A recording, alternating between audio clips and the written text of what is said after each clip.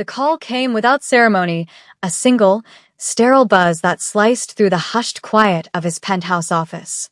Kwon Jin-woo did not move for a moment, his gaze fixed on the sprawling city lights of Seoul, a glittering tapestry of lives he could touch, bend, and break. The phone buzzed again, insistent. He finally answered, his voice a low timbre of command. The words that came through the receiver were clipped, professional, and utterly world-shattering. A name, an address, a hospital. The silence that followed was heavier than any threat he had ever uttered.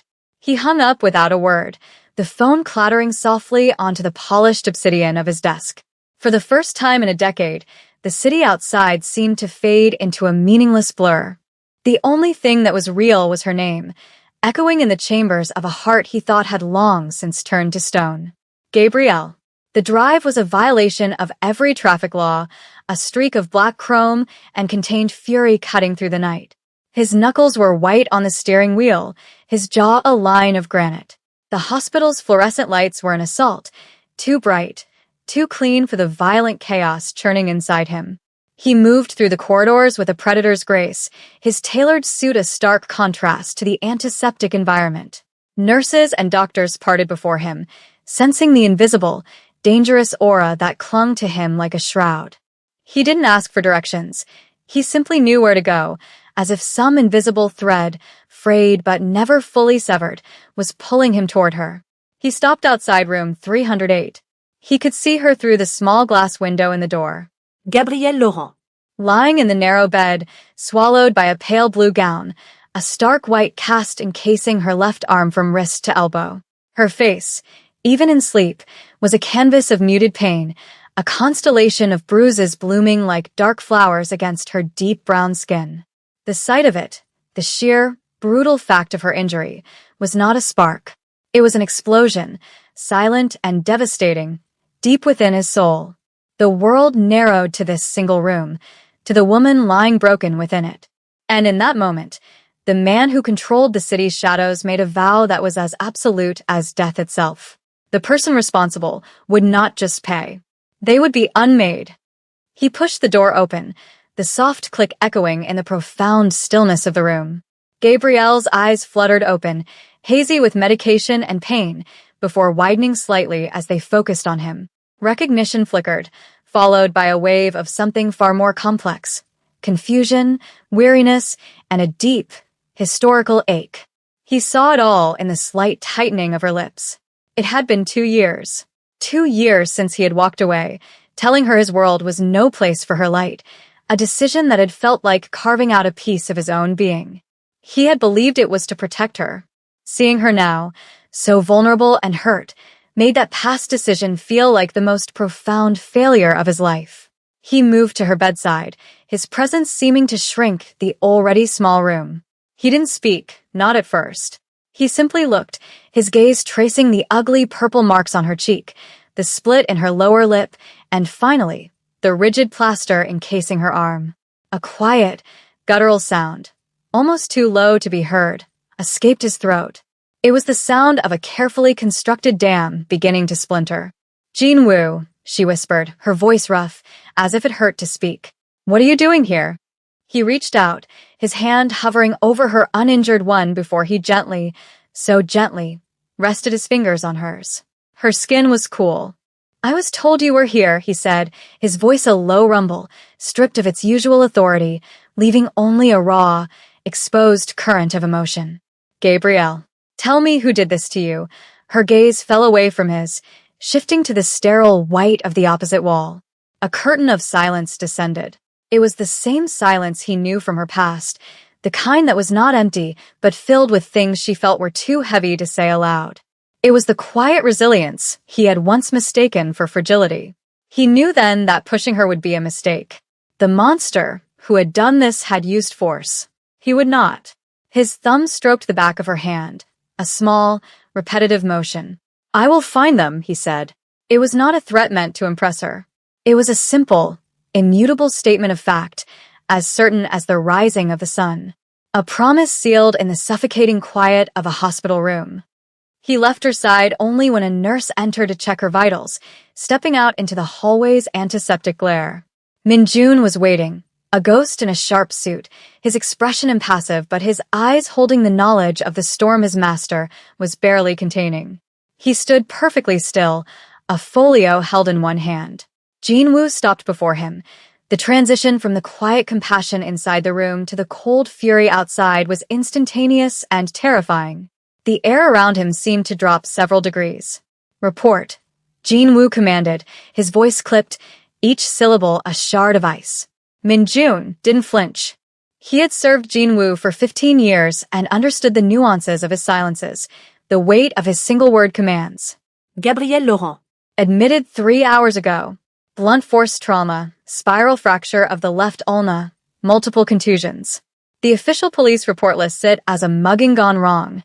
A convenient, anonymous explanation. Jinwoo's eyes narrowed. Official reports are fictions written for the comfortable. I want the truth. Minjun opened the folio. She works at Thorn Investments. Head of acquisitions. For the last 6 months, her immediate superior has been Marcus Thorn, the CEO. He paused, letting the name hang in the air. Thorn has a reputation. Sealed settlements with 3 former female employees. All for emotional distress. All of them left the country shortly after. He is a man who believes his power makes him untouchable. Jinwoo stared back down the hall, toward Gabrielle's door. Untouchable. The word was an insult to him, a challenge to the very foundation of his world.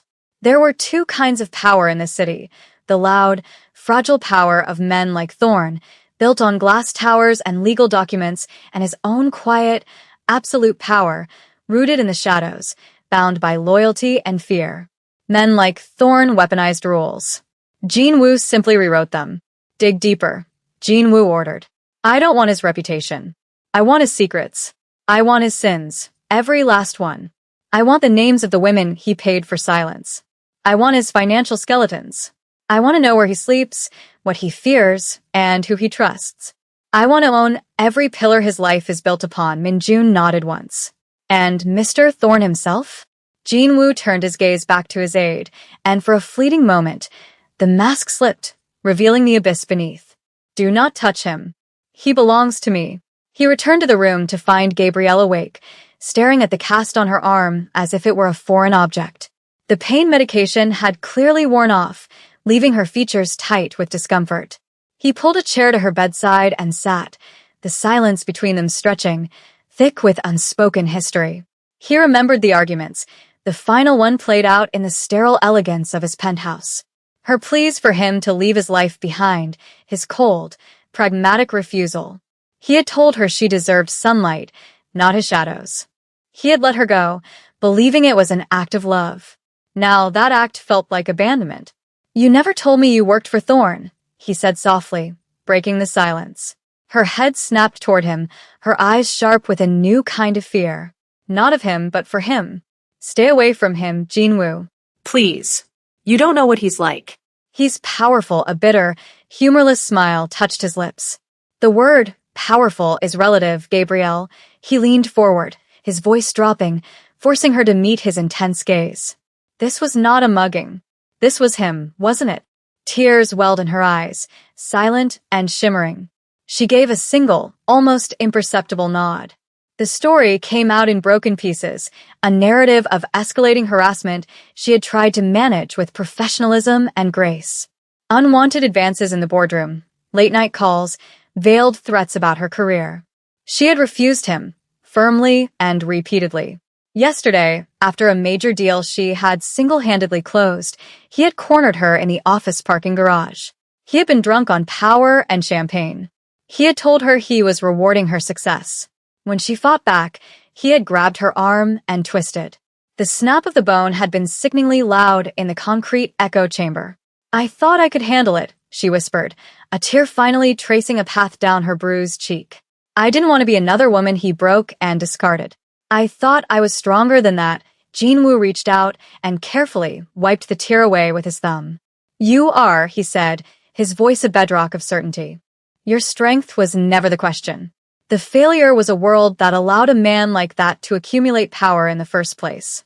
A failure I intend to correct. Minjun worked with brutal efficiency. Within 24 hours, the folio he presented to Jinwoo was 3 inches thick. It was a meticulous autopsy of a man's life, laid bare on paper. Marcus Thorne was not just a predator. He was a monument to systemic corruption. The documents detailed offshore accounts used to pay off his victims, fraudulent corporate expenses to fund his lavish lifestyle, and blackmail material he held over 2 board members. There were transcripts of hushed conversations, depositions from former employees too scared to go on the record but willing to speak to Min-jun's discreet investigators. One testimony stood out from a young analyst who had been Thorne's first victim a decade ago. He had ruined her career, gaslight her into believing she was unstable, and forced her into signing a non-disclosure agreement that effectively exiled her from the industry. Jinwoo read every word, his expression unchanging, but a cold, precise anger was solidifying within him, hardening into a diamond-sharp purpose. He saw the pattern, the escalation, the utter lack of consequence that had emboldened Thorne over the years. He had built his kingdom on the silence of broken women. The final pages contained surveillance photos and blueprints of Thorne's office building, his home, his daily routines mapped out with chilling precision. Mignon's tout waiting. He believes he is a king in a glass castle, Jinwoo murmured, closing the folio. He's about to learn that glass is the easiest thing in the world to shatter. He looked at Min-jun. Phase 1. The finances. I want every offshore account drained and the contents anonymously redirected to a trust. The beneficiaries will be every woman listed in this file. Phase 2. The board members he is blackmailing. Present them with our own evidence against them, and an alternative. They will call an emergency meeting to vote him out, or everything goes public. Phase 3. The media. Leak the details of the financial fraud, but not the assaults. The world will see him as a common thief first. That will wound his pride. The rest will come later. Min-jun's brow furrowed slightly. You want to leave him with nothing? Jinwoo shook his head slowly, a chillingly calm expression on his face. No. Nothing is too merciful. I want to leave him with himself. With the full, public knowledge of what he is, stripped of the power that allowed him to be it. The fall of Marcus Thorne did not come with a bang, but with a series of quiet, devastating clicks. The first click was the sound of his offshore accounts being emptied, a digital heist so clean it left no trace.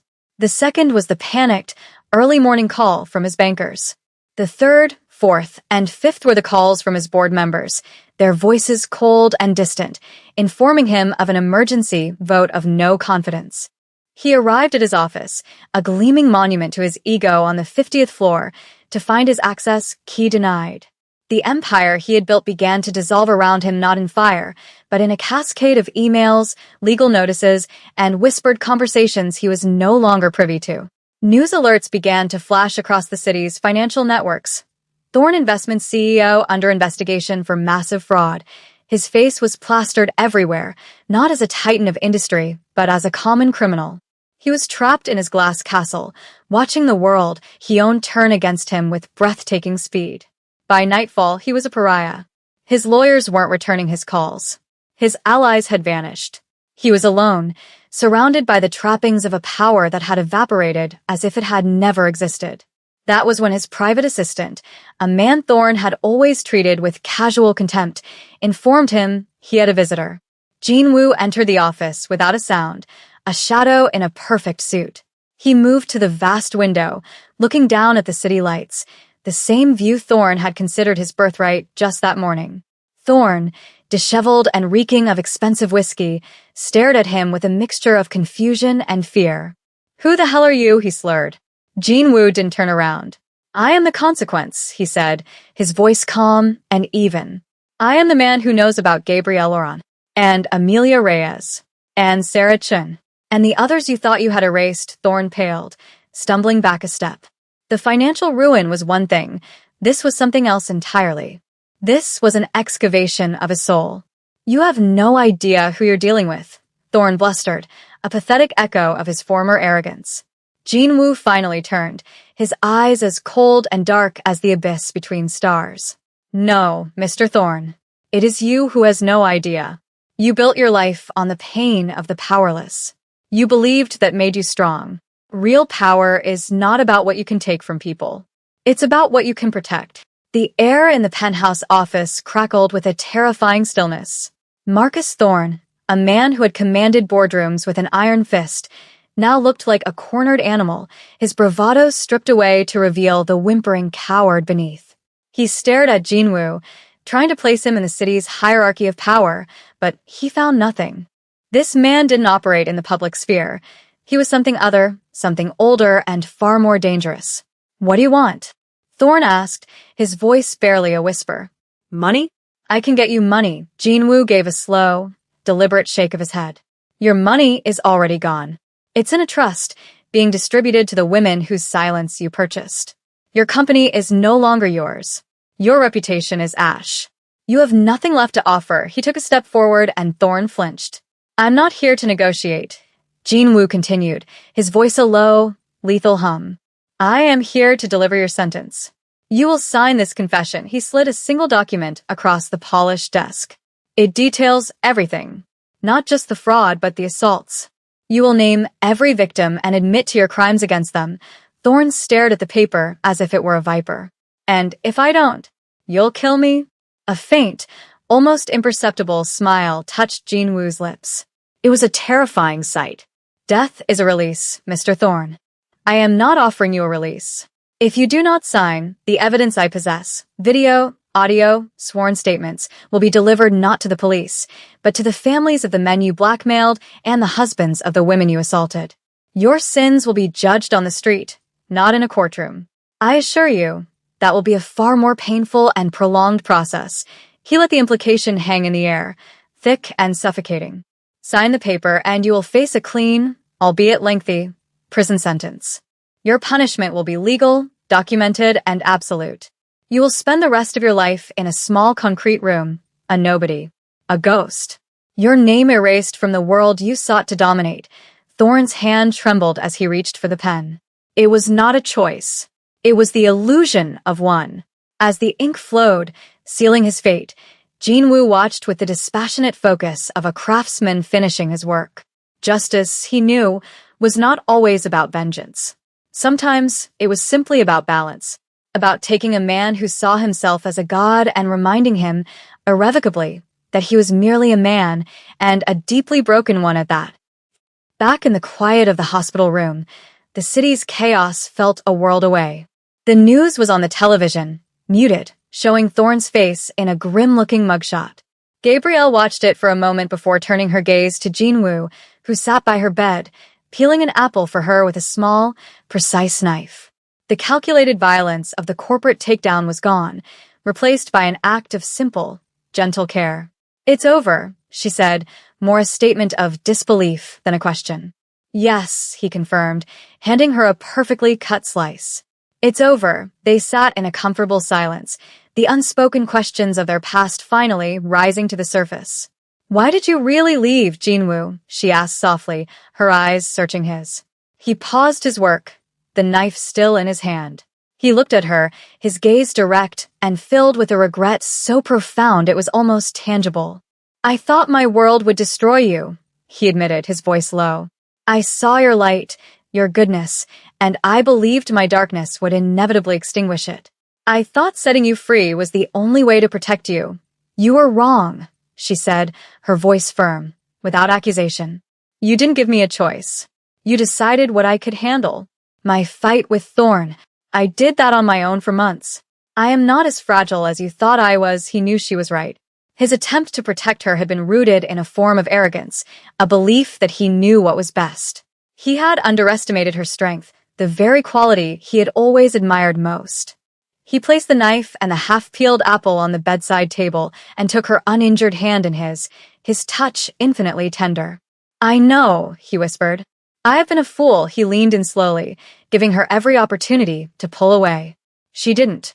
He pressed his lips to hers, a kiss that was not about passion or possession, but about apology, reunion, and a deep, soul-shattering sense of coming home. It was a promise of a new beginning, one built not on his protection, but on their shared strength. The months that followed were a study in quiet transformation. Jinwoo used his considerable, unseen influence to ensure Thorne's confession led to a swift and severe conviction. The company was restructured, and a significant portion of its assets were diverted into a victims' compensation fund, an anonymous endowment that Gabrielle was asked to oversee. At first, she was hesitant, but with Jean Woo's encouragement, she accepted. It was a way to turn her trauma into a tool for change. He watched as she channeled her quiet resilience into fierce advocacy. She wasn't a victim anymore. She was a force. She established a foundation, the Laurent Initiative, dedicated to providing legal and financial support for victims of corporate abuse. She worked tirelessly, her intelligence and empathy making her a powerful voice for those who had been silenced. Jean Woo remained in the background, a silent partner and a constant source of support. He attended her fundraising galas, a discreet figure in the back of the room, his pride in her a palpable thing.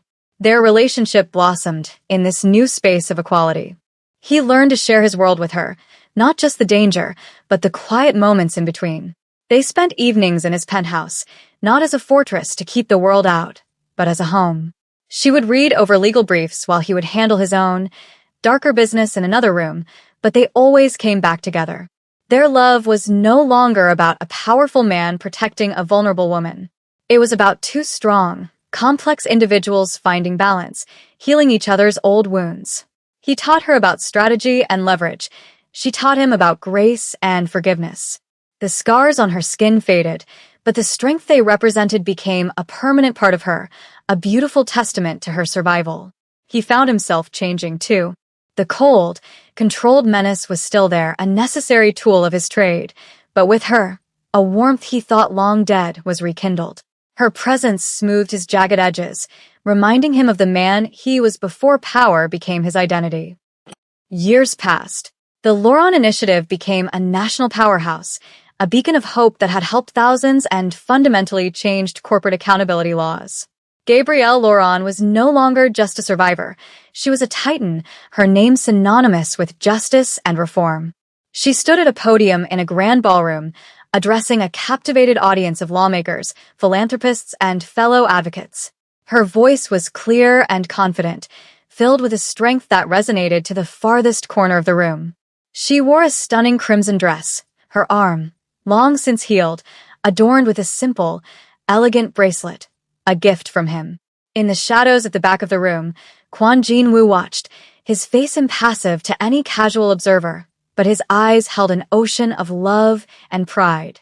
He was still a king of the underworld, a man who dealt in secrets and fear, but his greatest accomplishment, his most profound source of meaning, was the woman on that stage. He had started by seeking to avenge her, to unmake the man who had hurt her. But in the process, he had helped her create something far more powerful and lasting than any empire he could ever build or destroy. Later that night, they stood on the balcony of their home, the city lights glittering below them like a fallen constellation.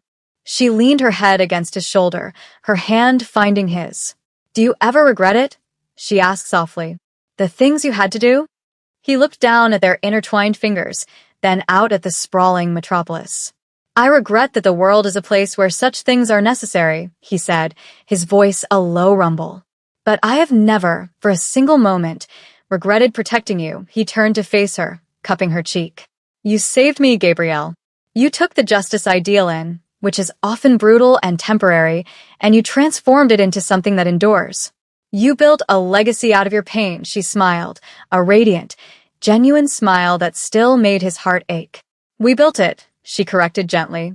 Together, he kissed her then, a deep, lingering kiss filled with the quiet certainty of a love that had been tested, broken, and remade into something unbreakable. In the heart of the shadows, they had found their light.